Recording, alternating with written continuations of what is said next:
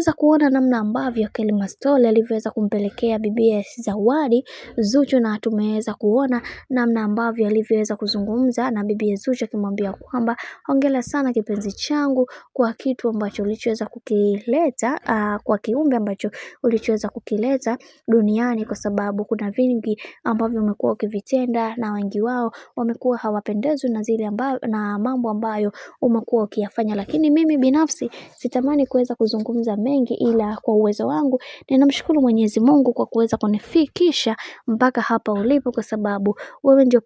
mtu pekee ambaye umekuwa ukinifanya nijihisi wa thamani katika maisha yangu, na pia katika kila hatua ya maisha ambayo ninayopiga ninatambua umuhimu wako mkubwa ambao umekuwa ukifanya katika maisha yangu. Hivyo kwenye hili nitakuwa nimejifunza kitu kikubwa sana, na naamini katika hili Mungu atasimama na kila mmoja, na kila mtu mmoja atatambua thamani yake kwa namna yoyote ile yeye anaijua, maana kuna mambo mengi ambayo watu wengi wanaamini ukiyafanya na kuyafanya zaidi huenda ukawa umebarikiwa. Lakini kwa upande wangu ninakili na kusema kwamba sisi ni watu ambao tumekuwa tukitafuta matonge kwenye mitandao ya kijamii. Hivyo kwenye swala linapokuja la undugu na ushirikiano, ni vyema tukashirikiana kuweza kuhakikisha kila kitu kinakuwa katika misingi na mikakati iliyo bora. Hongera sana kwa kuweza kufikia hatua kubwa ya maisha ambayo